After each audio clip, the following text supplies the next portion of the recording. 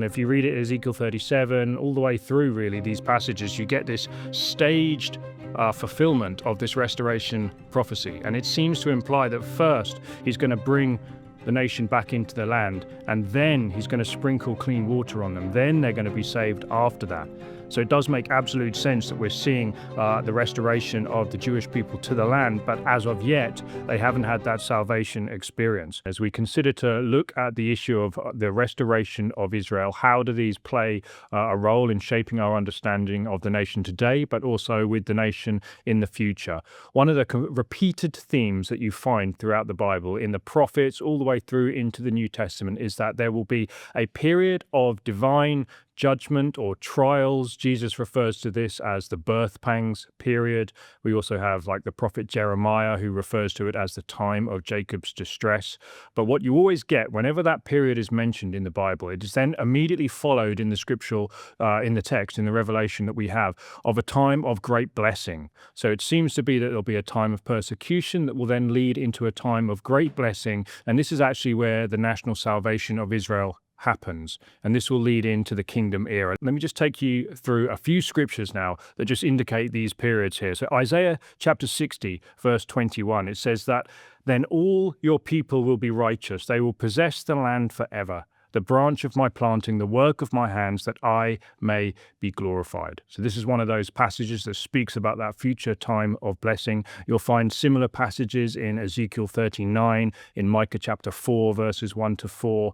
Another verse comes from Amos 9:15.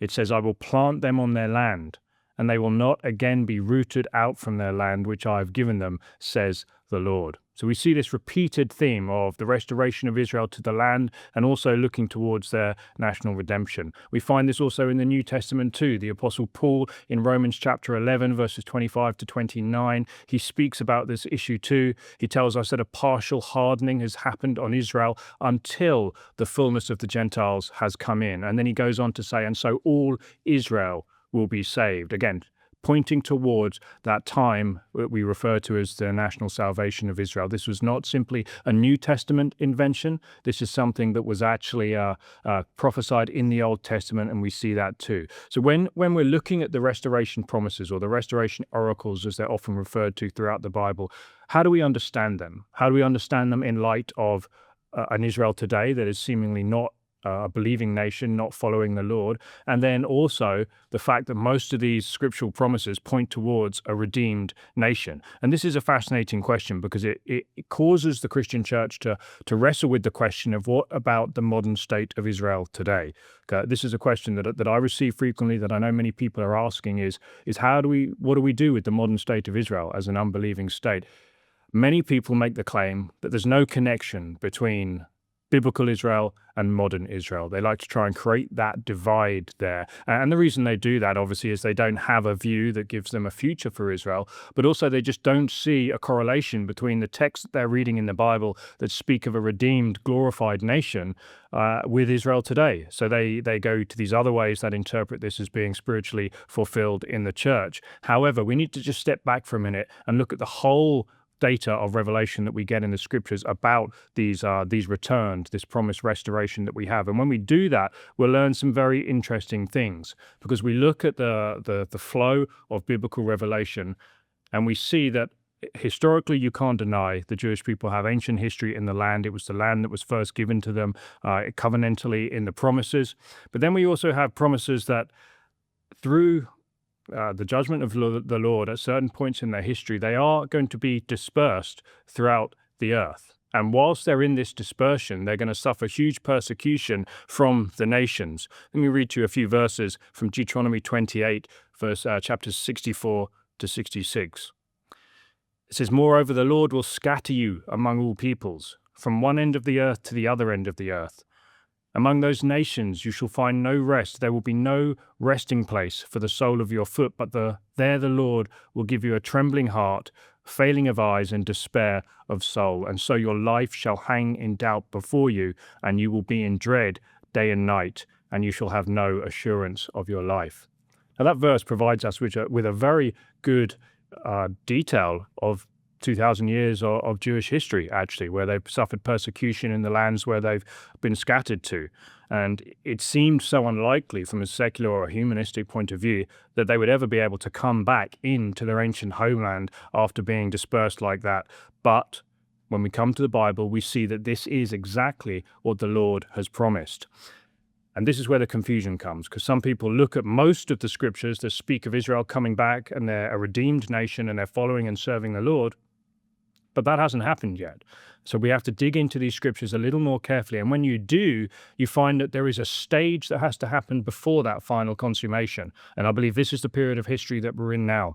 Ezekiel chapter 20, verses 33 onwards, the Lord speaks about a time where he will bring them back into the land with an outstretched arm and wrath poured out, and he will be king over them. He'll bring them into the wilderness, and he'll enter into judgment with them there face to face to bring them back in to the bond of the covenant. And this is what we see actually happening now. So this is the first inclination that we get from one of the prophets here, that actually there's going to be a restoration in unbelief before that final national salvation of Israel. And as you have that in your mind, you trace it through, particularly the book of Ezekiel. Ezekiel 36, verse 24, I will take you from the nations, gather you from all the lands, and give you a heart of flesh.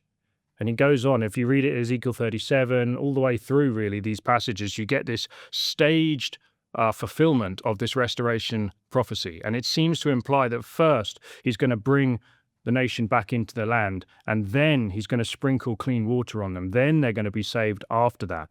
So it does make absolute sense that we're seeing the restoration of the Jewish people to the land, but as of yet, they haven't had that salvation experience. Ezekiel 37, the famous Valley of Dry Bones vision, details this. It gives us those stages of restoration.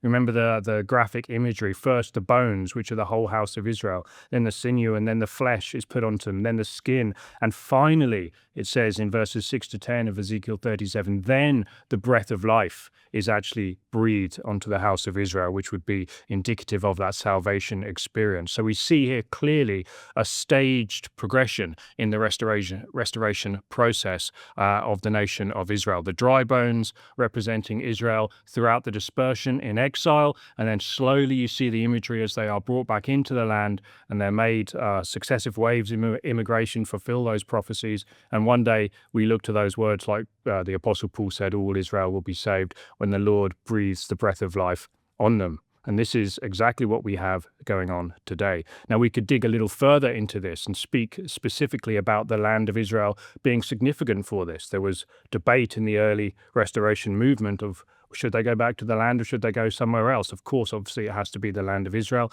This is the covenant land. Remember Zechariah 14:4 speaks of the return of Jesus Christ, of the Messiah. In that day, his feet will stand on the Mount of Olives, which is in front of Jerusalem to the east. And this is an interesting thing to think about. When the Messiah returns, he's coming back to Jerusalem. But if you read another prophecy, we learn something very important about this. Zechariah 12:10, very famous verse. I will pour out on the house of David and on the inhabitants of Jerusalem the spirit of grace and supplication. So they will look upon him whom they have pierced, and they will mourn for him as they mourn for an only son.